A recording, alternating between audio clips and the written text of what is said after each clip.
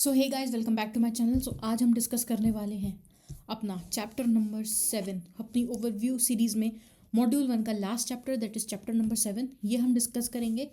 एक तो सबसे पहला पार्ट हमारा ये होगा। सेकंड नंबर पर हम डिस्कस करेंगे मॉड्यूल 2 का chapter number 1 which is chapter number 8, जो है introduction to strategic performance management. तो यहाँ से हम मॉड्यूल 2 की भी स्टार्टिंग कर देंगे और फटाफट कल तक हम ये पूरा मॉड्यूल 2 भी फिनिश कर देंगे। तो आपके पास 13 तारीख तक को, दैट इज़ 13 जनवरी, आपके पास सारा कुछ मटेरियल होगा to revise SPOM set B which is your SCPM, ताकि आप IBS में एकदम बढ़िया कर सको। ठीक है, बिना किसी देरी के लेट्स स्टार्ट। सबसे पहले हम आ जाते हैं चैप्टर नंबर 7 पे। इसमें हमें एक जो इम्पोर्टेंट टॉपिक डिस्कस करना है, जिसका हम एक न्यूमेरिकल भी सॉल्व करेंगे, एक क्वेश्चन भी सॉल्व करेंगे बेसिकली, वो है ऑपरेटिंग प्रॉफिट एनालिसिस। अभी ऑपरेटिंग प्रॉफिट एनालिसिस क्या होता है? अब देखो, इसको दो तरीके से हम देख सकते हैं। एक तो जो जिसका ये चार्ट आपको प्रिपेयर्ड दिख रहा है, एक तो ये तरीका है, प्लस दूसरा तरीका जो इस इलस्ट्रेशन में डिस्कस हुआ है। अब क्योंकि इसका इलस्ट्रेशन अवेलेबल था तो मैंने इलस्ट्रेशन सॉल्व कर दिया, मैंने इसका अलग से कोई चार्ट वगैरह नहीं प्रिपेयर किया। सबका क्वेश्चन भी हो रहा है, कंसेप्ट भी समझ आ रहा है। ठीक है, तो अभी फटाफट से देख लेते हैं कि ऑपरेटिंग प्रॉफिट एनालिसिस है क्या। देखो, आपका प्रॉफिट किस चीज़ से बनता है? Sales less cost, right.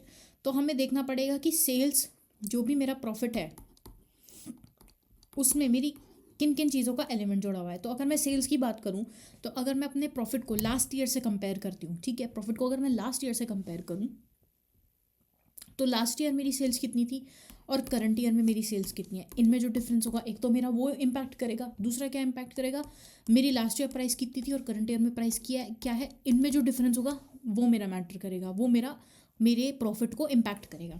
तो अब उसको हम निकालते हैं, उसको बोलते हैं similarly revenue effect and cost effect. ठीक है, अब रेवेन्यू इफेक्ट दो पार्ट्स में डिवाइड होता है। रेवेन्यू आप ग्रोथ में भी देखते हो और प्राइस में भी देखते हो कि जो आपका रेवेन्यू की वजह से इंक्रीज आया है वो आपका सॉरी जो आपका रेवेन्यू में इंक्रीज आया है वो आपका, उसमें से आपका ग्रोथ का कंपोनेंट कितना है और आपका प्राइस का कंपोनेंट कितना है। ग्रोथ मतलब सिंपल सी बात है, क्वांटिटी का इफेक्ट आपका कितना बन रहा है। तो क्वांटिटी का सिंपल, यहाँ पे क्वांटिटी की वेरिएंस निकालनी है, जैसे आप डायरेक्ट मटेरियल वेरिएंस में करते हो। आप क्या करते हो? एक्चुअल क्वांटिटी लेस, आप क्या बोलते हो, सॉरी आप बोलते हो standard quantity less actual quantity, right. और उसको आप स्टैंडर्ड प्राइस से मल्टीप्लाई कर देते हो, ठीक है, या एक्चुअल क्वांटिटी स्टैंडर्ड का मतलब कंपैरिजन करते हो बेसिकली कि क्या है। तो सिमिलरली हम इसमें क्या करेंगे, अब देखो, आप एक्चुअल क्वांटिटी ले लो, एक्चुअल आउटपुट ले लो अपने करंट ईयर का, और एक्चुअल आउटपुट ले लो आपका प्रीवियस ईयर का कितना था, दोनों को कंपेयर करो और sales price of last year multiply कर दो, आपको वेरिएंस पता चल जाएगा। अब देखो, यहाँ हम कंपेयर किससे कर रहे हैं? करंट ईयर और प्रीवियस ईयर को कंपेयर कर रहे हैं, ठीक है। तो यहाँ पे अगर मेरा अमाउंट पॉजिटिव आएगा दिस मीन्स कि मेरा वेरिएंस फेवरेबल है, और वहीं अगर नेगेटिव आएगा तो यानी मेरा वेरिएंस एडवर्स है। इसको आप उल्टा भी कर सकते हो, आप एक्चुअल आउटपुट 0 और एक्चुअल आउटपुट 1 को कंपेयर करके देख सकते हो। तो यहाँ पर आपका उल्टा हो जाएगा, अगर आपका नेगेटिव आता है तो यानी आपका फेवरेबल वेरिएंस है, पॉजिटिव आता है तो यानी आपका एडवर्स वेरिएंस है। सिमिलर, इसमें कोई दिक्कत की बात है नहीं। ग्रोथ कंपोनेंट आपका ये कंप्लीट हो गया। प्राइस रिकवरी कंपोनेंट भी आपका सिंपल है, आप उसमें प्राइसेस को कंपेयर करोगे और एक्चुअल आउटपुट से मल्टीप्लाई कर दोगे, वो भी करंट ईयर के, बिकॉज करंट मेरा एक्चुअल बन जाता है। ऑलराइट, यही आपका वेरिएंस एनालिसिस वाला फंडा यहाँ पर लग रहा है। उसके बाद कॉस्ट इफेक्ट में आ जाते हैं। कॉस्ट इफेक्ट के दो पार्ट्स होंगे, एक आपका वेरिएबल कॉस्ट, एक आपका फिक्स्ड कॉस्ट, ठीक है। अब अगर हम वेरिएबल कॉस्ट में देखें तो इसमें भी इसमें आपके दो पार्ट्स तो वही हैं, ग्रोथ कंपोनेंट, प्राइस कंपोनेंट। एक मेरा आ जाता है प्रोडक्टिविटी का कंपोनेंट। अभी प्रोडक्टिविटी क्या होती है? देखो, ग्रोथ और प्राइस तो सिमिलरली वैसे ही तरीके से निकलेंगे जैसे हमने पहले निकाले हैं। इसमें जो आपका प्राइस हो जाएगा वो आपकी कॉस्ट प्राइस हो जाएगी आपके इनपुट की। तो जैसे आप देख रहे हो कि मैंने आउटपुट के ओ की जगह इनपुट का आई कर दिया, ये बिल्कुल सेम वैसे ही फॉर्मेट में फ्लो करेगा। उसके बाद अगर मैं प्रोडक्टिविटी कंपोनेंट की बात करूं, तो प्रोडक्टिविटी में हमें क्या करना है, जो आपका प्राइस रिकवरी कंपोनेंट है उसको आप दो पार्ट्स में ब्रेक कर दोगे बेसिकली यहाँ पे। तो एक का तो नाम हम प्राइस रिकवरी कंपोनेंट ही दे रहे हैं, प्राइस कंपोनेंट, और दूसरे को हम प्रोडक्टिविटी कंपोनेंट का नाम दे रहे हैं। अब इसमें जो आप इनपुट कैलकुलेट करोगे ना, ठीक है, जो आपका करंट ईयर का इनपुट होगा, करंट ईयर का जो आपका इनपुट है उसको आप दो पार्ट्स में डिवाइड करोगे कि अगर प्रीवियस ईयर का इनपुट यूज़ करके अगर मैं आज का आउटपुट बनाऊं तो कितना इनपुट यूज़ होना था और आज तो कितना इनपुट यूज़ हो ही रहा है। इन दोनों को अगर मैं कंपेयर करूं तो मेरे पास प्रोडक्टिविटी कंपोनेंट आ जाता है। वहीं अगर आप प्राइस रिकवरी कंपोनेंट यहाँ पे मेजर करोगे तो आप प्राइसेस तो वही लोगे, यहाँ पे आप आउटपुट कौन सा लोगे? कि अगर प्रीवियस ईयर के इनपुट को यूज़ करके करंट ईयर में मेरा कितना आउटपुट बन रहा है, तो ये मेरा जो प्रीवियस ईयर इनपुट है इसको आप यहाँ पे कंसिडर करोगे। तो ये आपका कॉस्ट इफेक्ट आ जाता है वेरिएबल कॉस्ट का। फिक्स्ड कॉस्ट में वहीं हम आ जाते हैं, तो यहाँ पे भी सिमिलर यही फॉर्मूला फ्लो करेगा। यहाँ पे बस ये जो RAI आप निकालोगे ना, मतलब रिवाइज्ड एक्चुअल इनपुट जो आप कैलकुलेट करोगे करंट ईयर में मेरा कितना लगेगा, तो इसमें आप अपनी कैपेसिटी को यूज़ करोगे, मतलब कि आपकी क्या कैपेसिटी थी, कितना प्रोड्यूस करने की टोटल आप देखोगे। जैसे किसी ऑर्गेनाइजेशन की कैपेसिटी है लेट से कि वो 50,000 यूनिट्स प्रोड्यूस कर सकते हैं, ठीक है, तो यानी और उन्होंने सपोज प्रोड्यूस किए 48,000 यूनिट्स, तो वो 48,000 उनका रिवाइज्ड एक्चुअल इनपुट बन सकता है, ठीक है, 48,000 यूनिट्स उन्होंने एक्चुअल में करी हैं। बट वहीं अगर उनकी कैपेसिटी ही 50,000 की है और उन्होंने 52,000 यूज़ किए हैं, 52,000 का प्रोडक्शन किया, तो जो 2,000 का गैप है ना, वो आप कंसिडर नहीं करोगे प्रोडक्टिविटी कंपोनेंट को करने में, क्योंकि उसकी कैपेसिटी नहीं थी पिछले साल, तो वो आप कंसिडर नहीं करोगे। फिर जो पिछले साल कैपेसिटी थी उनको कंपेयर करोगे, ताकि आपका एप्पल टू एप्पल कंपैरिजन हो। ऑल राइट, अब जो हम इसका एग्जाम्पल डिस्कस करने वाले थे, सबसे पहले तो क्वेश्चन पे आ जाते हैं कि है क्या। क्वेश्चन सिंपली बोलता है कि आपको उन्होंने 23 और 24 का डेटा दिया है और उसमें दिया है आपको एक तो प्रॉफिट दे दिया, रेवेन्यू, कॉस्ट, ऑपरेटिंग इनकम, उसके बाद revenue and cost effect of growth दिया उन्होंने, revenue and cost effect of recovery and productivity का कॉस्ट इफेक्ट है, रेवेन्यू इफेक्ट कुछ नहीं है प्रोडक्टिविटी का, ठीक है, और इनकम स्टेटमेंट उन्होंने दे दिया है, ठीक है।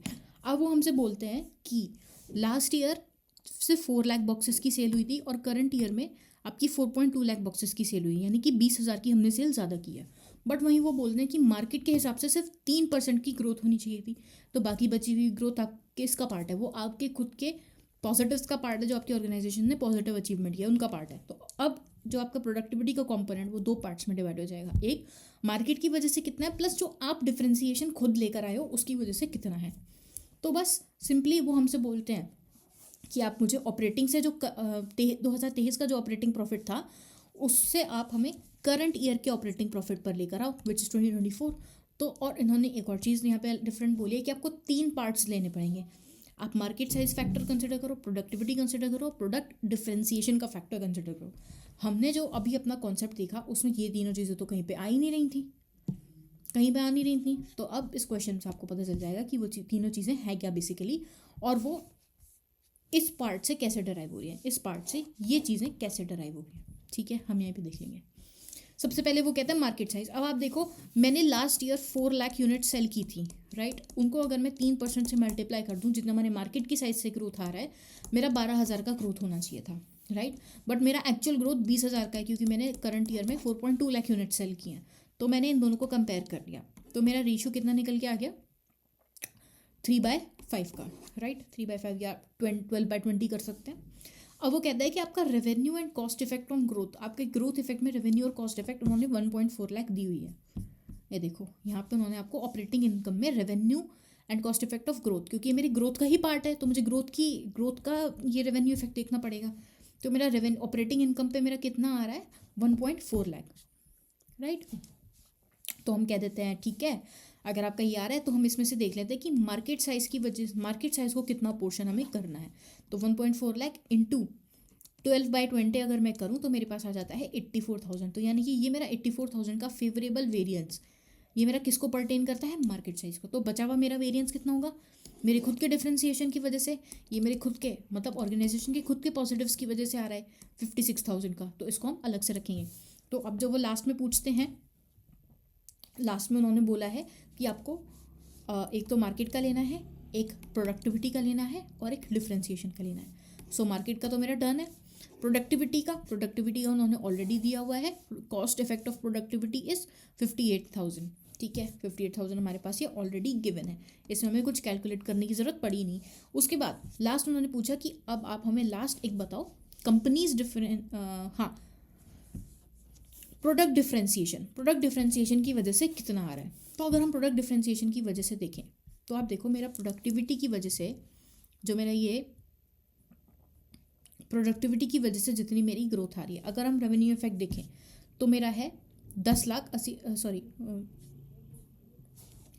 4.2 लाख का मेरा प्राइस रिकवरी की वजह से मेरा एक कॉम्पोनेंट है, ठीक है। अब देखो डिफ्रेंसिएशन अगर मैं बात कर रही हूँ तो डिफ्रेंसिएशन हमारी किस चीज़ में आएगी, डिफ्रेंसिएशन हमारी एक तो आएगी कि प्रोडक्ट में हमने क्या चेंज किया उसकी वजह से, प्लस क्या हम प्रीमियम चार्ज कर रहे हैं, इन्हीं दोनों चीज़ों में मेरी डिफ्रेंसिएशन आती है। जो मैंने प्रोडक्ट में डिफ्रेंसिएशन किया उसका वेरिएंस मैंने यहीं पे कैलकुलेट कर लिया, मैंने आपको दिखाया था 56,000 का, मैंने वो यहीं पे कैलकुलेट कर लिया।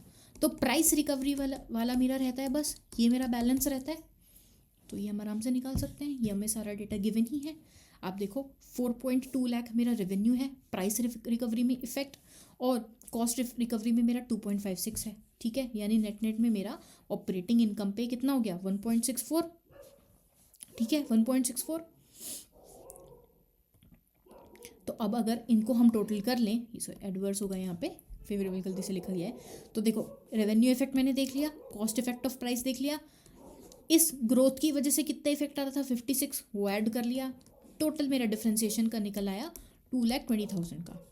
ऑलराइट 2,20,000 का, वो भी फेवरेबल, ये मेरा एडवर्स था ना, ये नेगेटिव माइनस होगा, ठीक है। अब मेरी ऑपरेटिंग इनकम, अब मुझे बस एक सिंपल रिकन्सिलेशन प्रिपेयर करना है और ये सारी वेरिएंसेस को ऐड अप करना है। मेरा सिंपल रिकन्सिलेशन, और पिछले साल का ऑपरेटिंग कितना था 10,80,000, मेरा मार्केट साइज इफेक्ट मैंने यहीं पे कैलकुलेट किया था 84, ये मेरा 58 यानी मेरा 2.2, सो मेरा करंट ईयर का 2024 का प्रॉफिट आ गया। सिंपल, समझ आ गया? अगर नहीं समझ आया एक बार दोबारा से रिकैप करके देख लेना, ठीक है, पीछे बढ़ा के देख लेना। उसके बाद नेक्स्ट पॉइंट पे आ जाते हैं, प्रॉफिटेबिलिटी एनालिसिस। प्रॉफिटेबिलिटी एनालिसिस में हमारे यहाँ दो पार्ट्स आ रहे हैं, डायरेक्ट प्रोडक्ट प्रॉफिटेबिलिटी और customer profitability analysis. Direct product profitability मतलब DPP, मतलब इसमें हम बेसिकली क्या करेंगे कि हर प्रोडक्ट का अलग अलग निकालेंगे, कि अगर मेरी ऑर्गेनाइजेशन प्रोडक्ट A बनाती है, B बनाती है, C बनाती है, D बनाती है, तो A से मुझे कितना प्रॉफिट हो रहा है, मतलब A से मुझे कितने रेवेन्यूज़ आ रहे हैं, प्लस A से मेरी कितनी कॉस्ट इनकर हो रही हैं जो सिर्फ A को ही बिलोंग करती हैं। सिमिलरली B से मेरा कितना आ रहा है, C D E ऐसे करके मेरे जितने भी होंगे, तो मुझे एक प्रोडक्ट से डायरेक्ट मेरा कितना प्रॉफिट, मेरा कितना रेवेन्यू अर्न हो रहा है, वो मुझे यहाँ से पता चल जाएगा। फॉर्मूला आपका वही रहने वाला है, sales less variable cost, quantity less fixed cost, मेरा प्रॉफिट आ गया, ठीक है। कस्टमर प्रॉफिटेबिलिटी एनालिसिस में आप कॉस्ट आइडेंटिफाई करोगे कि हर कस्टमर के लिए आपको कितनी कितनी कॉस्ट इनकर करनी पड़ी है। जैसे हम प्रोडक्ट के लिए कर रहे हैं वैसे ही आपको कस्टमर के लिए करना होगा, ठीक है। एक्टिविटी बेस्ड कॉस्टिंग, अब एक्टिविटी बेस्ड कॉस्टिंग, अब एक्टिविटी बेस्ड में आपके 3 टॉपिक्स आ रहे हैं, कॉस्टिंग, मैनेजमेंट और बजटिंग। अगर हम कॉस्टिंग की बात करें, सो कॉस्टिंग में बेसिकली क्या होगा कि आपके पास कॉस्ट ड्राइवर्स होंगे, कई सारी एक्टिविटीज़ होंगी, ठीक है। उन एक्टिविटीज़ की कॉस्ट को आप कॉस्ट ड्राइवर की बेसिस पर डिस्ट्रीब्यूट करोगे, ठीक है। एक्टिविटी की कॉस्ट को आप कॉस्ट ड्राइवर के बेसिस पर डिस्ट्रीब्यूट करोगे, और हर आपके प्रोडक्ट में कितनी वो लग रही होगी, या कौन सा प्रोडक्ट या कौन सी एक्टिविटी आपका कितना ये कॉस्ट ले पा रही है, कि कितना कॉस्ट इसकी वजह से इनकर हो रहा है, वो कॉस्ट ड्राइवर से आप डिस्ट्रीब्यूट कर दोगे जैसे नॉर्मली करते थे, वो हमारी कॉस्टिंग है। वही मैनेजमेंट, एक्टिविटी बेस्ड मैनेजमेंट क्या है, इसी कॉस्टिंग को जब आप मैनेज करते हो तो उसको कॉस्ट मैनेजमेंट ऑफ ABC बोल देते हैं, cost management of activity based costing system. और बजटिंग इसका बिजनेस एप्लीकेशन। अब ये बहुत ज़्यादा थियोरेटिकल टॉपिक है, इसमें ऐसा बहुत कुछ समझने वाला है नहीं, तो आप इसको अपनी बुक में मार्क करके चल लेना कि आप इनका कंपैरिजन एक बार रीड कर लो। Read comparison between ABC, ABM, ABB, एक छोटी सी टेबल गिवन है मॉड्यूल में,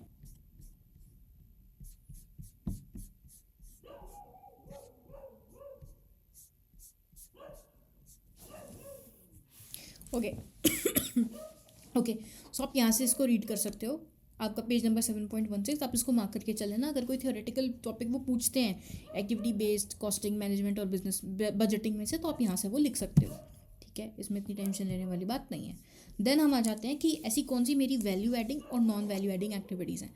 तो वैल्यू एडिंग एक्टिविटीज़ क्या होती हैं, बेसिकली वैल्यू एडिंग होती है जो नेसेसरी एक्टिविटीज़ हैं, प्लस वो एफिशिएंटली हम परफॉर्म भी कर पा रहे हैं, उनको परफॉर्म करके मेरा प्रोडक्ट बन रहा है, वो नेसेसरी हैं। एक्चुअली प्रोडक्शन प्रोसेस में जो एक्टिविटीज़ मेरी एकदम नेसेसरी है उनको वैल्यू एडिंग कहते हैं। वही नॉन वैल्यू एडिंग क्या हो जाती है, जिनसे कोई वैल्यू ऐड नहीं हो रही, वो बस just for the sake of doing मुझे करनी पड़ रही है, कि मेरा सिस्टम या तो इतना रोबस्ट नहीं है कि मुझे वो एक्टिविटीज़ अलग से करनी पड़ती हैं to make that system robust, otherwise वो मुझे इनकर ही नहीं करनी पड़ेंगी वो सारी एक्टिविटीज़ या उनकी कॉस्ट, उनको बोल देते हैं हम नॉन वैल्यू एडिंग एक्टिविटीज़। उनमें कौन कौन सी आ जाती है मेरी, storing, moving, waiting, inspection, scheduling, ये सारी एक्टिविटीज़ में नॉन वैल्यू एडिंग है। एक कस्टमर के लिए तो कुछ वैल्यू ऐड नहीं कर रही, ये मेरी इंटरनल कह सकते हैं कुछ एक्टिविटीज़ है जो मुझे कंडक्ट करनी पड़ती हैं। तो इन एक्टिविटीज़ में मेरा कितना टाइम जाता है, प्लस कितना टाइम मेरा वैल्यू एडिंग एक्टिविटी में जाता है, इनकी अगर मुझे एफिशिएंसी निकालनी है तो उसी को बोलते हैं मैन्युफैक्चरिंग साइकिल एफिशिएंसी। हम इसमें पता है क्या लिखते हैं कि मेरा प्रोसेसिंग टाइम यानी मेरा वैल्यू एडेड टाइम कितना था, उसको अगर मैं कंपेयर करूं कि मेरा टोटल टाइम मुझे कितना लगा, value adding plus non value adding activity में मुझे टोटल टाइम कितना लगा, अगर मैं इसका वैल्यू एडिंग का प्रोपोर्शन निकालूं तो उसको बोलते हैं मैन्युफैक्चरिंग साइकिल एफिशिएंसी। अगर वो जो आपका रेशियो आया है वो अगर 1 आया है then it is well and good. उसका ये मतलब है कि आपकी जितनी भी सारी एक्टिविटीज़ हैं वो वैल्यू एडिंग ही हैं, वो सारी की सारी प्रोडक्ट को प्रोसेस करने में ही जा रही हैं या सर्विस को प्रोसेस करने में ही जा रही हैं। वहीं अगर आपका वो मैन्युफैक्चरिंग साइकिल एफिशिएंसी 1 से कम आता है, दिस मीन्स आपकी नॉन वैल्यू एडिंग एक्टिविटीज़ ज़्यादा है, और 1 से ज़्यादा 1 या 1 से ज़्यादा आता है तो फिर अच्छा ही है कि आपकी वैल्यू एडिंग एक्टिविटीज़ ज़्यादा अमाउंट में है। ठीक है, एक तो अपना ये कवर हो गया। उसके बाद अब आप यहाँ से देख सकते हो कि मेरी क्या क्या है मैन्युफैक्चरिंग साइकिल टाइम, पूरा का पूरा मैन्युफैक्चरिंग साइकिल टाइम ये मेरा निकल जाता है waiting time plus manufacturing time. ये सब आपका क्वेश्चन सॉल्व करने की पर्पज़ से है, क्वेश्चन सॉल्व करने की पर्पज़ से जो एग्जाम्स में आएंगे तो उसमें बता देती हूँ कि ये पूरा टाइम तो मेरा कस्टमर को रिस्पॉन्स करने का टाइम होगा कि कस्टमर ने कॉल करके ऑर्डर प्लेस किया, प्लस यहाँ से जो कस्टमर ने प्लेस किया ऑर्डर वो मेरे मैन्युफैक्चरिंग यूनिट में कब रिसीव हुआ उसका टाइम, उसको बोलते हैं रिसीट टाइम। इसमें कुछ टाइम लगा होगा, राइट। फिर यहाँ से ऑर्डर रिसीव हुआ, उसके बाद जितना मेरी मशीन सेटअप हुई उसको बोलते हैं मेरा वेटिंग टाइम, कि यहाँ से ऑर्डर रिसीव होने के बाद मशीन को सेटअप करा उसको प्रोड्यूस करने के लिए, उसको बोलते हैं वेटिंग टाइम। प्लस मेरा ऑर्डर प्रोड्यूस होना स्टार्ट हुआ उसके बाद जितना टाइम लगा, ठीक है, उसको बोलते हैं मैन्युफैक्चरिंग टाइम। फिर अब उसकी पैकिंग वगैरह ये सब हो रही है, फिनिश गुड्स में कन्वर्ट हो रहा है वो, और उसके बाद जब तक वो कस्टमर को डिलीवर हो रहा है, इस पूरा टाइम, ये जो पूरा टाइम हमने लिया इसको बोलते हैं कस्टमर रिस्पॉन्स टाइम। उसके अंदर से मेरा वेटिंग टाइम प्लस मेरा मैन्युफैक्चरिंग टाइम, मतलब ऑर्डर जब मेरा मैन्युफैक्चरिंग यूनिट पे आया प्लस मैंने उसको फर्दर प्रोसेसिंग के लिए मतलब अपने फिनिश्ड गुड्स को भेज दिया, इस पूरे को हम मैन्युफैक्चरिंग साइकिल टाइम बोलते हैं। और फिर ये डिलीवरी टाइम। तो देखो ये दो एक्टिविटीज़ हमारी कंसिडर नहीं होगी नॉन वैल्यू एडिंग में, क्योंकि ये तो मुझे करनी ही पड़ेंगी ना, ठीक है। ये मेरा मैन्युफैक्चरिंग से तो रिलेटेड है नहीं, जब तक मेरे पास ऑर्डर नहीं आएगा हम अपनी मैन्युफैक्चरिंग स्टार्ट नहीं कर सकते, और जब मेरा ऑर्डर बन गया उसको जब तक मैं डिलीवर नहीं करूँगी तब तक मेरा प्रोसेस ख़त्म नहीं होगा। तो इन दोनों एक्टिविटीज़ को ना हम वैल्यू एडिंग ना नॉन वैल्यू एडिंग एक्टिविटीज़ में काउंट करते हैं, बिकॉज ये तो नेसेसरी है बिल्कुल करनी। तो इसलिए जो आपकी एफिशिएंसी निकलेगी वो यहाँ पे, तो वो बेसिकली देखना चाह रहे हैं कि यहाँ से यहाँ तक का कितना आपका नॉन वैल्यू एडिंग टाइम लगता है, उसको बोलते हैं आपका non value adding time.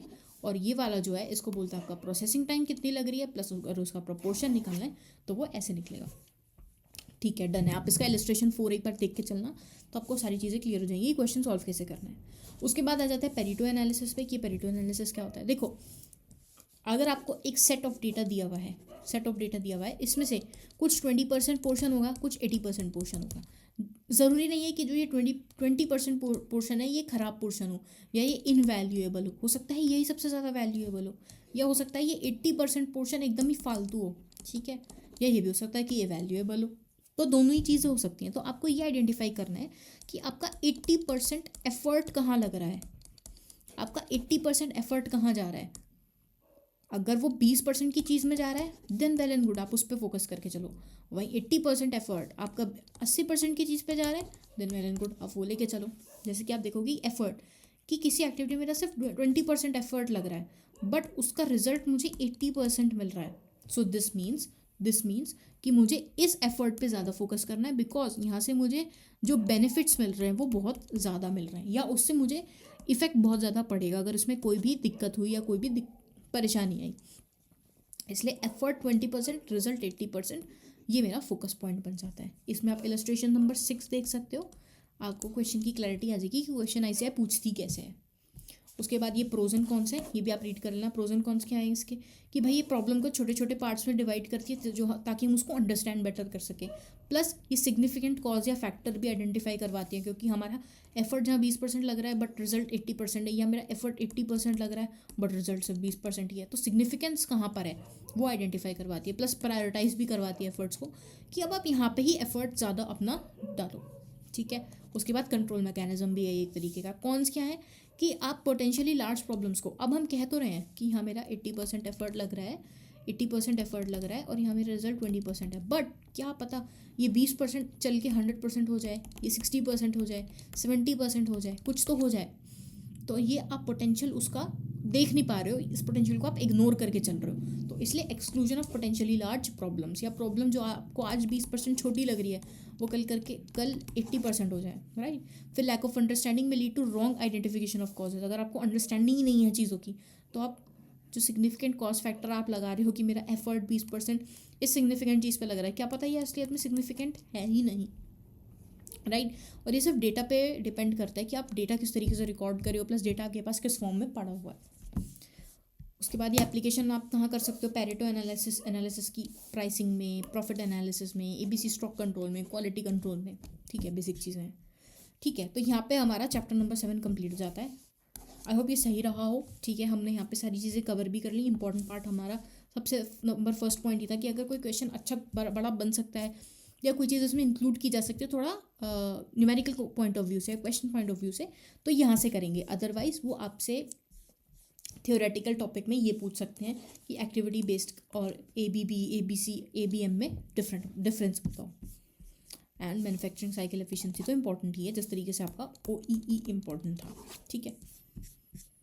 So let's come down to chapter number 8। अब चैप्टर नंबर 8 हम कवर करेंगे विच इज़ ऑफ मॉड्यूल 2।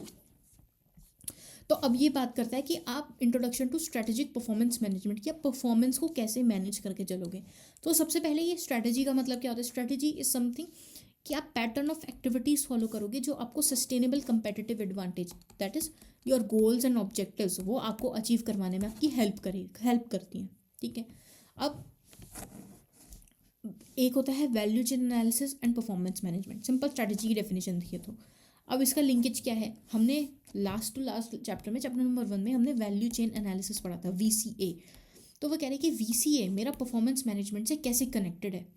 देखो मेरा VCA क्या होता है। वैल्यू चेन एनालिसिस में आप क्या करते हो, आप वैल्यूज़ आइडेंटिफाई करते हो, कौन सी मेरी वैल्यू एडिंग है, कौन सी नॉन वैल्यू एडिंग एक्टिविटीज़ हैं, प्लस वो ड्राइवर क्या है उन एक्टिविटीज़ के, ठीक है, क्या ट्रिगर पॉइंट है उन एक्टिविटीज़ का, ठीक है। And how does linkage impact the value, कि मतलब अगर मेरी परफॉर्मेंस सपोज कुछ चल रही है प्लस ये एक्टिविटीज़ भी हैं, तो इनकी लिंकेज से मुझे क्या फ़र्क पड़ेगा, ये आप आइडेंटिफाई करते हो वैल्यू चेन एनालिसिस में। Plus business integration, activity shall be integrated by consolidating the linkage among people, operation, strategy and technology. आप इन सबको कंसिडर करके चलोगे तभी आप अपनी स्ट्रेटेजी बिल्ड करोगे, तभी आप वैल्यू चेन एनालिसिस और स्ट्रेटेजी को कंबाइन करोगे, इंटीग्रेट करोगे for a better purpose. And then last में आ जाता है आपका परफॉर्मेंस मैनेजमेंट, जो आप यहाँ पे इंटीग्रेशन करोगे। इससे क्या है, the value perceive by consumer will be more, ज़्यादा वैल्यू कंज्यूमर परसीव करेगा सिमिलर कॉस्ट पे, या आप कॉस्ट उसको कम भी दे सकते हो, ठीक है। देयरफॉर इंक्रीजिंग द मार्जिन, यानी आपका मार्जिन यानी कि आपका परफॉर्मेंस वो इंक्रीज होता चलेगा। सिंपल सी चीज़ है। अब इस लिंकेज में किस चीज़ की कोऑर्डिनेशन रिक्वायर्ड है, आपकी स्ट्रेटजीज़ की, आपके ऑपरेशंस की, प्लस आपकी टेक्नोलॉजी ब्रेक थ्रू, आप कौन सी टेक्नोलॉजी यूज़ कर रहे हो प्रोडक्शन करने में, वो भी इम्पॉर्टेंट है। एंड लास्ट में पीपल आ जाते हैं कि लोगों से आपका रिलेशन कैसा है, प्लस लोगों को आप क्या वैल्यू प्रोवाइड कर रहे हो, ठीक है। उसके बाद हमारा important topic which is McKinsey's 7S। इसको हम मॉड्यूल से भी कवर करके चलेंगे बिकॉज ये कहीं ना कहीं हमारा इंपॉर्टेंट पार्ट बन जाता है। Let me open that chapter, ठीक है। अब ना हम चैप्टर 8 कवर करेंगे, उसके अंदर हम करेंगे मैकेंजीज 7S। ये आप यहाँ से रीड भी कर सकते हो कि लिंकेज क्या है वैल्यू चेन एनालिसिस की, ठीक है। अब आ जाते हैं मैकेंजीज 7S पे। ये हमें बहुत अच्छे से कवर करना है because this is ICAI's favourite topic. तो इसको हम जितना अच्छे से कवर करेंगे उतना ही हमारे लिए अच्छा होगा। इसको आप लिख सकते हो ICAI's फेवरेट टॉपिक, ठीक है। अब ये है क्या, इससे आप अपनी ऑर्गेनाइजेशन की इफेक्टिवनेस को अलाइन करते हो, ठीक है। अब अलाइन कैसे करते हैं, आप देखो सबसे मिडिल में आता है आपका शेयर्ड वैल्यूज़, कि आपकी ऑर्गेनाइजेशन के बिलीव्स क्या हैं, कॉर्पोरेट कल्चर क्या है, वर्क एथिक्स क्या है, ठीक है। उन्हीं से आपके डिसीजंस जो हैं बनते हैं। सो आपकी वैल्यूज़ सिमिलर होनी चाहिए थ्रू आउट द ऑर्गेनाइजेशन। आपके एम्प्लॉयज़ की भी वही सोच होनी चाहिए जो आपकी सोच है, दैट इज़ योर सोच, वही आपके एम्प्लॉयज़ की भी सोच होनी चाहिए, वही आप उनका माइंडसेट होना चाहिए। आपके गाइडिंग बिलीव्स क्या हैं बेसिकली। तो इसमें 2 तरीके के एलिमेंट्स होते हैं 7S में। 3S तो आपके हार्ड एलिमेंट्स होते हैं और बाकी 3S आपके सॉफ्ट एलिमेंट्स होते हैं। अब ये हार्ड और सॉफ्ट का क्या चक्कर है। Hard elements is strategy, structure, systems, ये आप इजीली इन्फ्लुएंस, मतलब कि ये जो बिजनेस जो मैनेजमेंट है, जो बिजनेस की मैनेजमेंट है, जो टॉप मैनेजमेंट के लोग हैं, ये इन चीज़ों को बहुत आसानी से इन्फ्लुएंस कर सकते हैं कि क्या स्ट्रैटेजी फॉलो करनी है, क्या हमें अपना ऑर्गेनाइजेशन स्ट्रक्चर रखना है, क्या हम सिस्टम्स फॉलो करेंगे।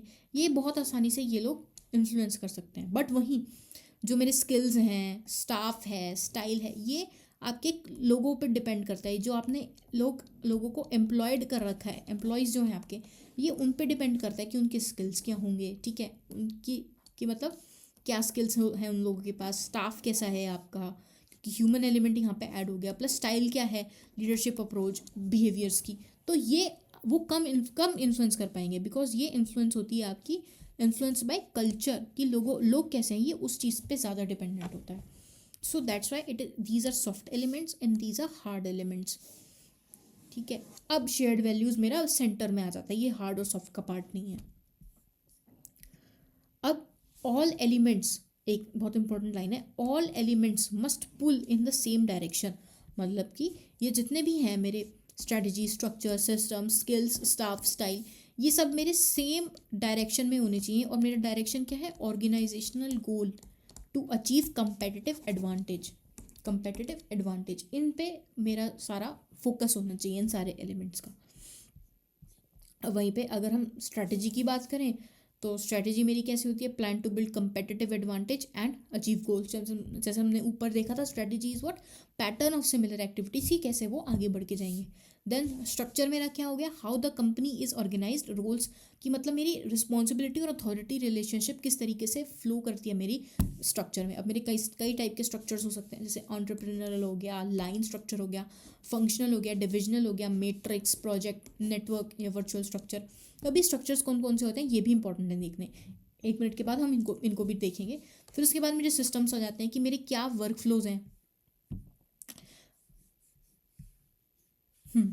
कि क्या मेरे डेली प्रोसीजर्स हैं, क्या मेरे वर्क फ्लोज हैं, क्या मेरे टूल्स एंड टेक्निक्स हैं जो जिनको हम यूज़ कर रहे हैं टास्क कंप्लीट करने के लिए, मेरे systems.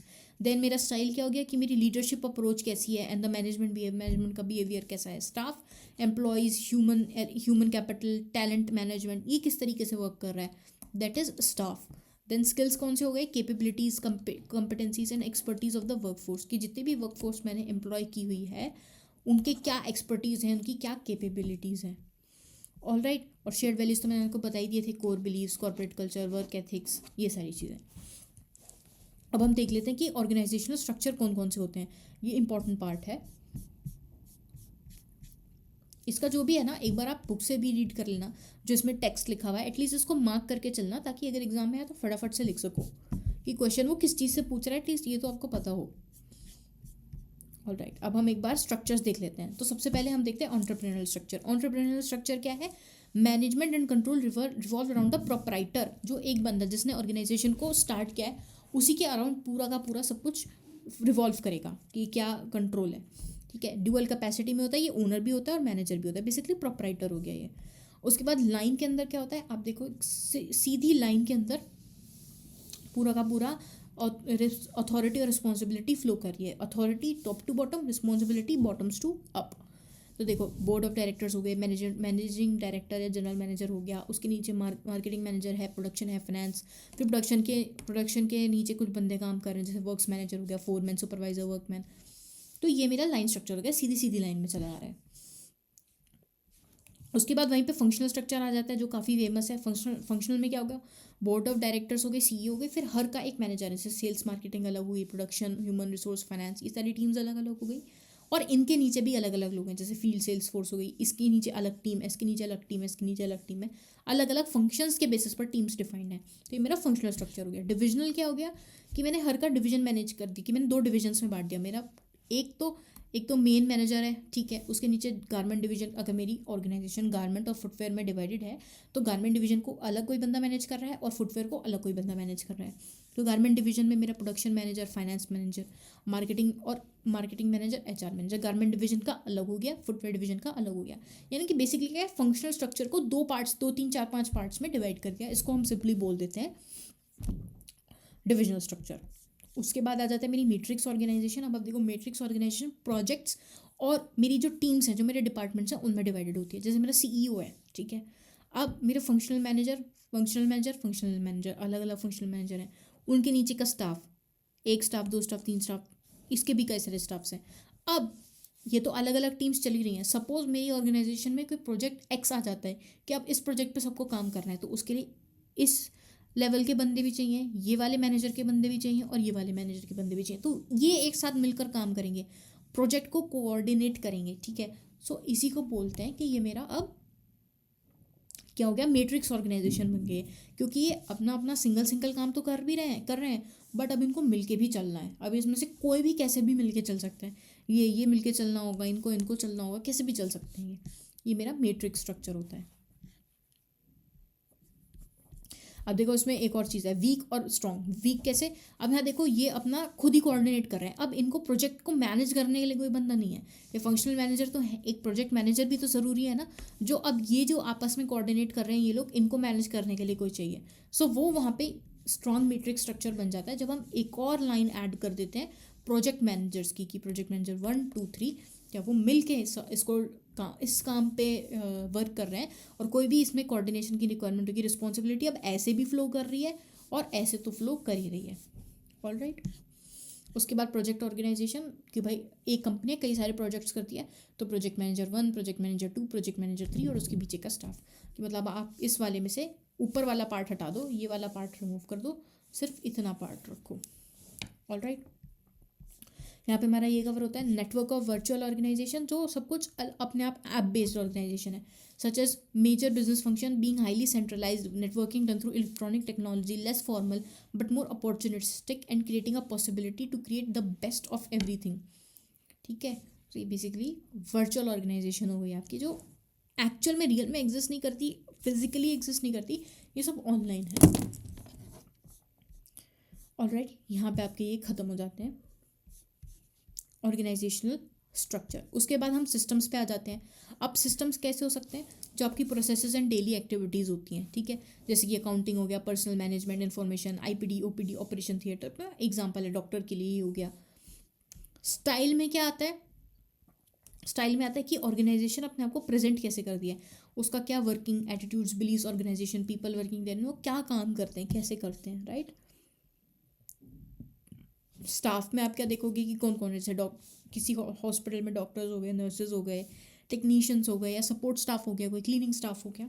So this is staff. Skills में आगे कि उनको क्या क्या स्किल्स आते हैं, to illustrate at hospital diagnosis, कोई डायग्नोस करने के लिए है, ठीक है, इमेजिंग सेंटर जैसे होते हैं, प्लस मेडिसिन प्रेस्क्राइब करने के लिए, नर्सिंग के लिए हैं, डॉक्टर्स तो ऑलरेडी हैं, सर्जन्स हैं, ठीक है, वो अलग अलग स्किल्स के बेसिस पर आपके यहाँ पे पर्सनस एम्प्लॉयड हैं। और शेयर्ड वैल्यूज तो जो आपके गाइडिंग बिलीव्स है पूरी ऑर्गेनाइजेशन के, वो हो जाते हैं। सो यहाँ पे हमारा 7S का एक पार्ट खत्म होता है। फिर हम आ जाते हैं कि 7S और परफॉर्मेंस मैनेजमेंट में क्या लिंकिंग है। जैसे हमने वैल्यू चेन और परफॉर्मेंस मैनेजमेंट में लिंकिंग देखी थी, वही हम 7S और परफॉर्मेंस मैनेजमेंट में लिंकिंग देखते हैं। अब 7S में क्या है, identifying whether all the 7S elements are properly aligned to support each other, कि मेरे जितने भी एलिमेंट्स हैं वो सब प्रॉपर्ली अलाइंड होने चाहिए। जैसे हमने यहाँ पे एक लाइन पढ़ी थी, all elements must pull in the same direction. मेरे ऑर्गेनाइजेशनल गोल, ठीक है, ऑर्गेनाइजेशनल गोल या ऑब्जेक्टिव को अचीव करने के लिए ही अलाइंड होने चाहिए। ऐसा नहीं है कि मेरे जो स्टाफ है वो तो अलग ही डायरेक्शन में है, मैंने स्टाफ कुछ अलग ही एम्प्लॉय कर रखा है, मेरे ऑर्गेनाइजेशनल ऑब्जेक्टिव्स कुछ अलग ही हैं। मैंने हॉस्पिटल खोला हुआ है, ठीक है, और मैंने सॉफ्टवेयर इंजीनियर्स हायर किए हुए हैं, मैंने AIML इंजीनियर्स हायर किए हुए हैं, डजंट मेक एनी सेंस, ठीक है।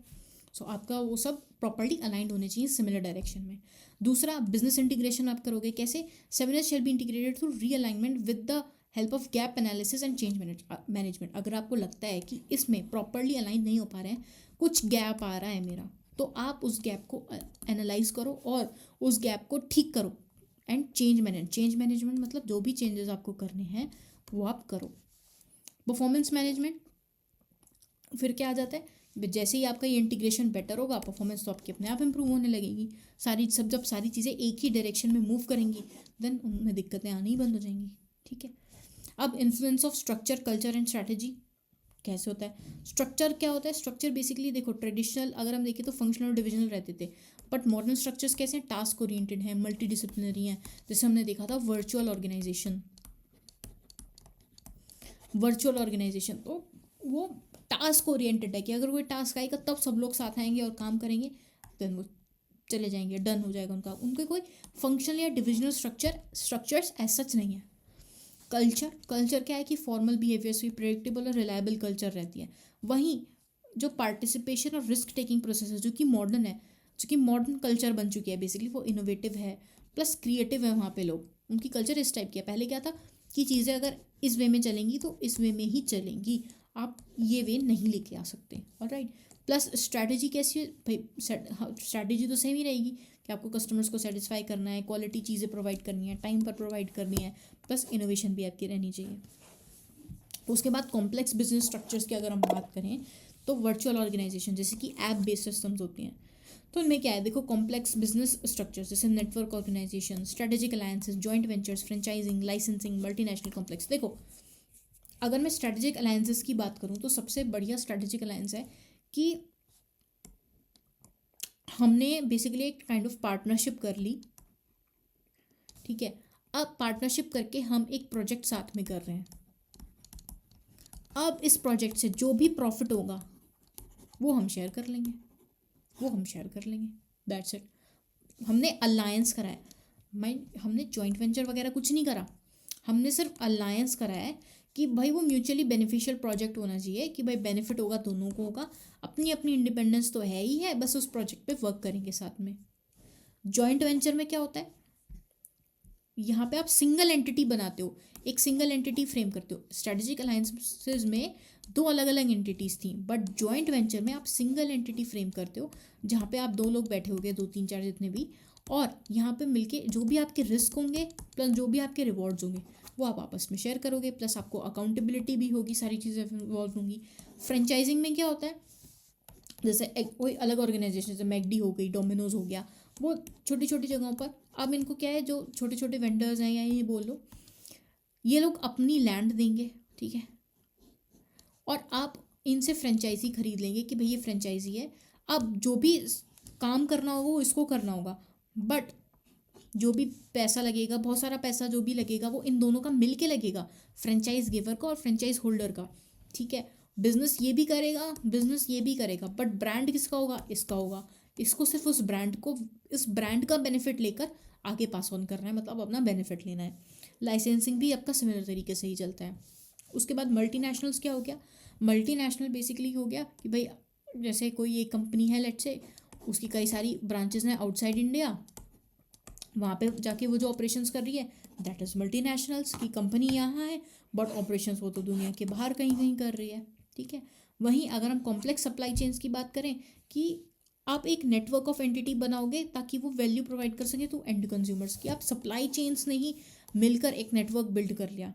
अब जैसे सप्लाई चेन, अगर आप मैन्युफैक्चर हो तो आपकी सप्लाई चेन में कौन आएगा, आपके सप्लायर आएगा, ठीक है, आपका डिस्ट्रीब्यूटर आएगा, आपका रिटेलर आएगा, इन सब ने अपना ही एक नेटवर्क बना लिया, और इसी को बोलते हैं कॉम्प्लेक्स सप्लाई चेन की। अब ये मिलजुल कर काम कर रहे हैं, बेनिफिट्स एक दूसरे के साथ पास ऑन कर रहे हैं, that is complex business structure.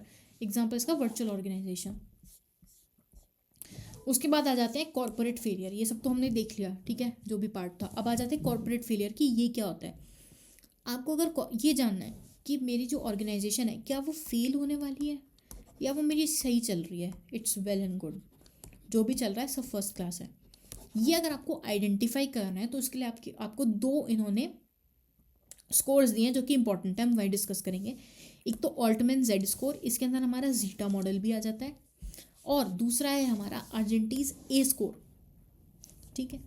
अगर हम ऑल्टमैन जी स्कोर की बात करें तो इसके अंदर कई सारे जी स्कोर्स होते हैं। एक होता है ओरिजिनल, जो कि एक मैन्युफैक्चरिंग एंटिटी के लिए है, दूसरा होता है प्राइवेट मैन्युफैक्चरिंग के लिए, एक होता है नॉन मैन्युफैक्चरिंग और इमर्जिंग एंटिटीज़ के लिए, और जीटा मॉडल होता है प्रोप्राइटरी एंटिटीज़ के लिए, जो मतलब सिंगल है, एंटरप्रेन्योरल है, जो हमने ऊपर देखा था।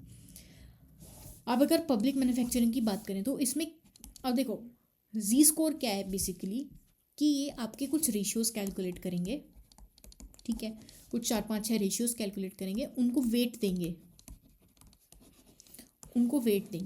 जब उन वेट से मल्टीप्लाई करने के बाद, जैसे रेशियो 1 को कुछ वेट दिया, फिर रेशियो 2 को कुछ वेट दिया, फिर रेशियो 3 को कुछ वेट दिया, इन रेशियोज़ को वेट देने के बाद जो इनका सम आएगा वही हो जाता है आपका ऑल्टमैन जेड स्कोर।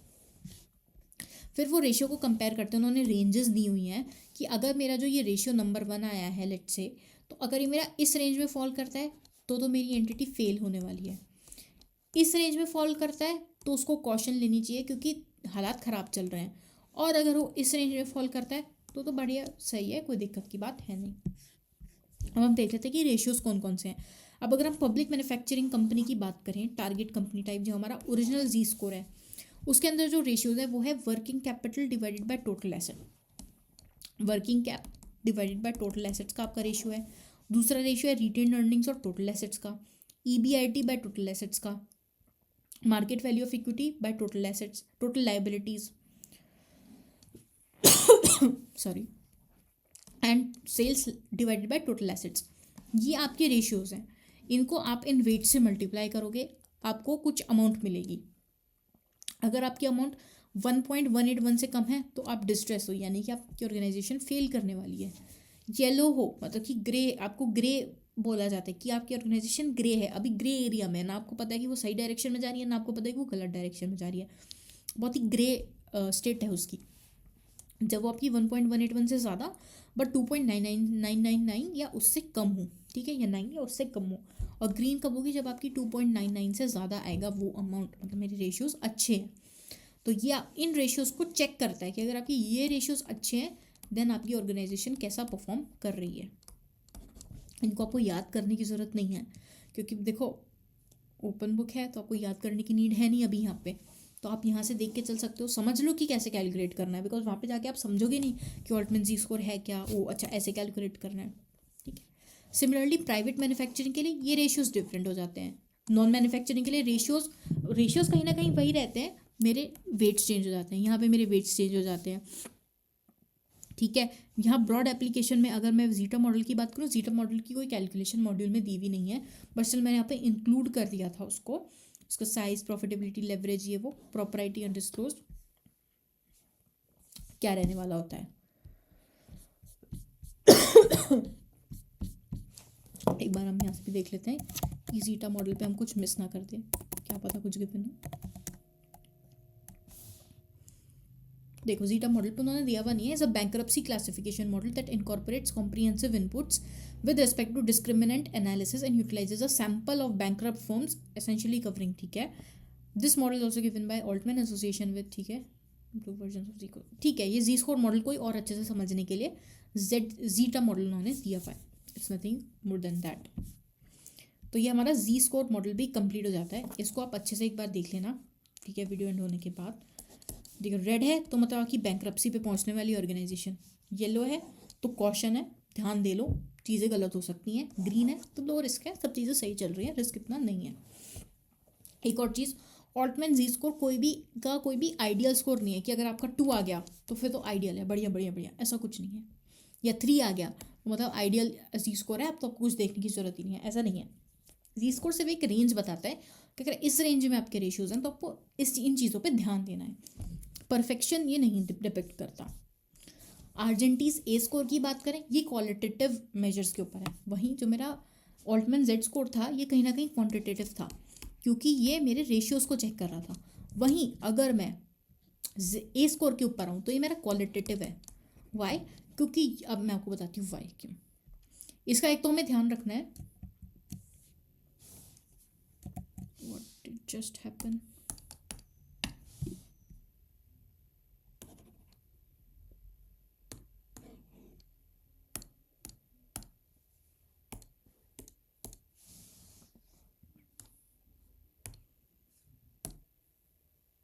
या ओके, ठीक है। जो भी मेरा ऑल्टमैन जेड स्कोर आएगा अगर वो मेरा 25 से ज़्यादा है तो मेरी organization is likely to fail.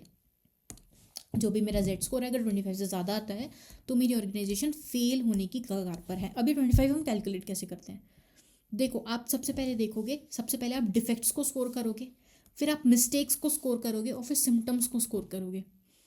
अभी डिफेक्ट्स क्या है, अगर हम आर्जेंटी स्कोर का डेफिनेशन पढ़ें वो क्या कहता है, a multi dimensional approach assessing management operational errors and financial systems to calculate a total bankruptcy risk score. आपके बैंक्रप्सी के रिस्क को ही मेजर करने के लिए है आर्जेंटीज ए स्कोर।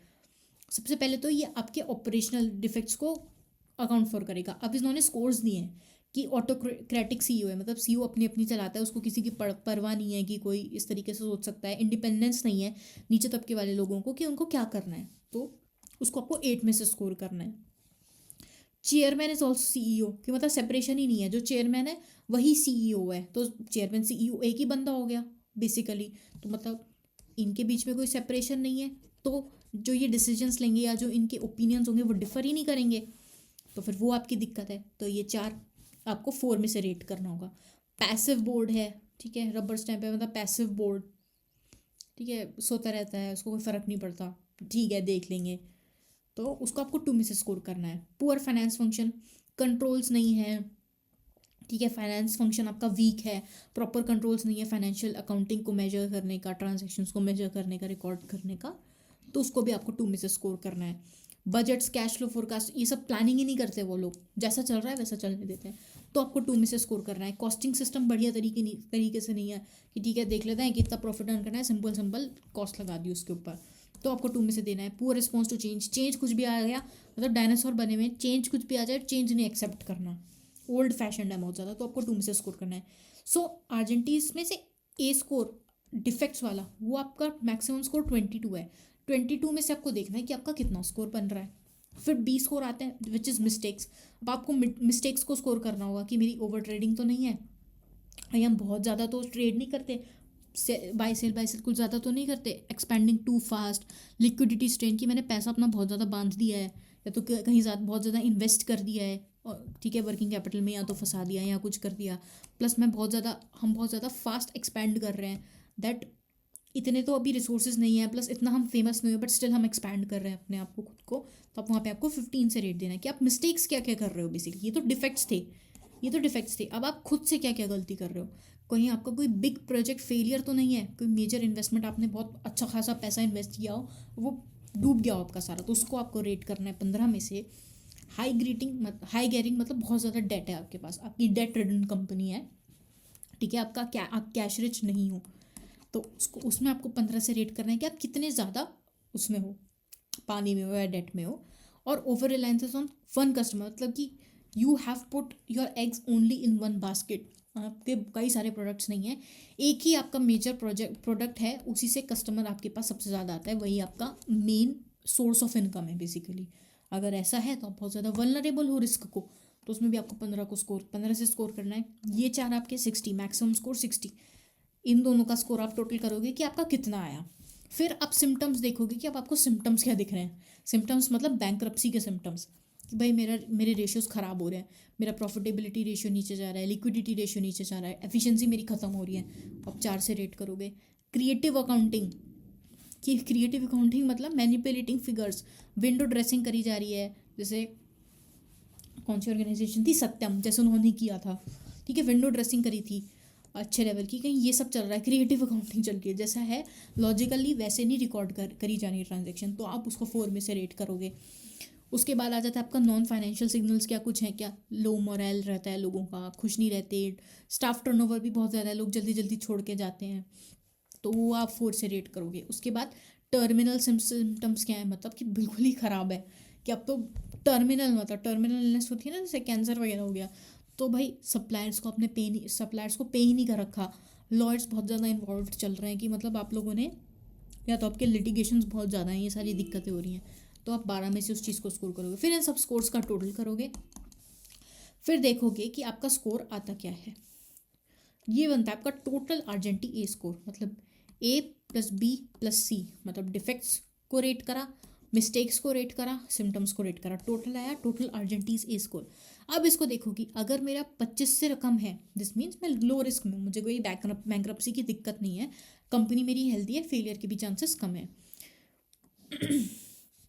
कॉशन जोन कब होगी, जब मेरी 25 से 35 के बीच में वो रेशियो होगा, तो मतलब मुझे देखना पड़ेगा में वार्निंग साइंस हैं, प्लस पोटेंशियल फेलियर के चांसेस हैं, प्लस इन्वेस्टिगेशन मुझे एक बार करानी पड़ेगी, क्योंकि ये देखो ना क्रिएटिव अकाउंटिंग हुई भी है। फिर फेलियर जोन अगर आपका 35 से ज़्यादा है, सोचो आपने इतना कि चेयरमैन इतना ख़राब है, आपने उसको पूरे के पूरे 4 नंबर दे दिए, डेट रिडन कंपनी है आपकी, ठीक है, नॉन फाइनेंशियल सिग्नल्स आपको आ रहे हैं, टर्मिनल सिम्टम्स आपको दिख रहे हैं सपोज, तो फेलियर जोन आपकी आ रही है कि 35 से ज़्यादा स्कोर आपका आया है, तो उसमें आपको देखना पड़ेगा कि भाई ये तो खतरनाक, खतरे की घंटी है, खतरे की निशानी है। तो अब ये क्या कर रहा है, combining qualitative management with factors of quantitative financial indicators. हमने यहाँ पे क्वांटिटेटिव देखा, हमने यहाँ पे भी कुछ ना कुछ क्वांटिटेटिव देखा, हमने गियरिंग देखा, और यहाँ पे हमने तो खैर सारा का सारा क्वालिटेटिव ही देखा। तो मतलब this is qualitative plus quantitative, इन दोनों को जब मेजर करके हम कंपनी की हेल्थ पोजीशन को एनालाइज करते हैं, उसको बोलते हैं आर्जेंटीज ए स्कोर। डन। सो ये हमारा चैप्टर नंबर 8 भी डन हो जाता है। यहाँ पे हमने ये सारी चीज़ें यहाँ पे कवर कर ली हैं। मैकेंजी 7S आपका इंपॉर्टेंट टॉपिक था, ये आपको अच्छे से करके चलना है। प्लस ऊपर हमने जो ये वाला पार्ट देखा था ऑपरेटिंग प्रॉफिट एनालिसिस का, ये भी देख करके चलना है। इसका ना एक वीडियो भी है जो मैंने काफ़ी पहले रिकॉर्ड किया था, उसमें मैंने एक एग्जाम्पल से आपको ये समझा रखा है, ठीक है। उसका एक एक्सेल में मैंने एक एग्जाम्पल प्लॉट किया था, उससे मैंने आपको ये चीज़ें समझा रखी हैं। प्लस वो थोड़ा थोड़ा ना आपके स्टैंडर्ड कॉस्टिंग वाले पार्ट से भी रिलेट करेगा। स्टैंडर्ड कॉस्टिंग में भी एक टॉपिक आता है रिकन्सिलेशन ऑफ प्रॉफिट का, वहाँ से भी आप जाके देख सकते हो। So this is done. Chapter 7 और चैप्टर 8 हमने ख़त्म कर लिया है। अब हमारे पास मॉड्यूल 2 के चैप्टर नंबर 9, 10, 11, 12, 13 बचते हैं, ये हम जल्दी से कंप्लीट कर लेंगे। एक चैप्टर की वीडियो ऑलरेडी डली हुई है, चैप्टर नंबर 9 की वीडियो ऑलरेडी आपके पास है, ठीक है। प्लेलिस्ट में आपको मिल जाएगी मॉड्यूल 2 के। बाकी चैप्टर्स की वीडियो भी जल्दी जल्दी आ जाएंगी, और बिल्कुल घबराओ नहीं, प्लेलिस्ट देखते जाओ, आपका काम बनता जाएगा। एटलीस्ट आपको ये पता होगा कि कॉन्सेप्ट क्या है, इसको मुझे सॉल्व मतलब कि इसको मैं बुक में भी कहाँ ढूंढूं, ठीक है। अपना इंडेक्स पे अच्छे से पकड़ बनाते जाना, इंडेक्स ज़रूर लेके बैठना जब भी ये चीज़ पढ़ो ना, और इंडेक्स के बेसिस पर अपनी बुक के अंदर मार्किंग करते जाना, क्योंकि at the end of the day वहाँ पे आपको बुक काम आएगी, आपकी ICI का मटेरियल, तो उसमें आपकी प्रॉपर मार्किंग्स होनी चाहिए कि ये टॉपिक अगर आपको 7S ढूंढना है, देखो जो मेजर टॉपिक्स है ना उनकी एक चिपकी चिपका लो, जो ऐसे करके एक चिपकी आती है, ठीक है, ये आप चिपका लो वहाँ पे फ्लैग्स जो आते हैं कि मेरा 7S का टॉपिक है, लेट से ये मेरा पोर्टर्स 5 फोर्सेस है, ठीक है, ये मेरा कुछ है, मेरा ऑल्टमैन जेड स्कोर है, ऐसे करके जो मेजर टॉपिक्स हैं, अगर आपको वहाँ पे दिख गया क्वेश्चन में लिखा कि इसमें आप ऑल्टमैन जेड स्कोर कैलकुलेट करो, तो ऑल्टमैन जेड स्कोर वाला पार्ट खोला, वहाँ पे आपको पता ही क्या है। इनके भी आप हाईलाइट्स लगा सकते हो, ठीक है, चिपका सकते हो। Basically sticky notes I am talking about sticky notes, ये आप कर सकते हो। इस तरीके से आप अपने SCMP में अच्छे से कर लो, बिकॉज SCMP से आपको 15 to 20 मार्क्स बहुत आराम से वो पूछ सकते हैं, 120 नहीं 15 to 20 मार्क्स आपका आराम से कवर हो गया। तो सोचो 15 से 20 मार्क्स सिर्फ आपके सेट B से हैं, राइट, प्लस सेट A से भी आपको लगभग नहीं तो 15 से 20 ही पूछ ले जाएंगे। लोअर एंड पे मैं देखूँ 30 मार्क्स आपके यहीं से कवर हो रहे हैं, तो सोचो कितना बड़ा चंक आपका कवर हो रहा है। 30 में से अगर आप 20 भी स्कोर कर लो, ठीक है, बाकी आपका DT IDT, अगर मैं ग्रुप 2 की बात करूँ, DT IDT तो आप अभी करके चुके होंगे, राइट, जब आप IBS का पेपर लिख रहे होगे, तो DT IDT आप कर लोगे तो राइट कितना अच्छा आप स्कोर बना सकते हो अपना।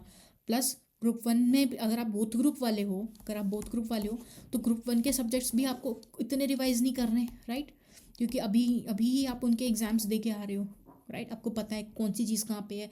अगर आपको नोट्स रेफर करना है, ICI का मॉड्यूल रेफर करना है, कुछ भी रेफर करना है, उसका आपको पता है कि कौन सी चीज़ कहाँ पे है, क्योंकि आप इतने टाइम से भी पढ़ते आ रहे थे।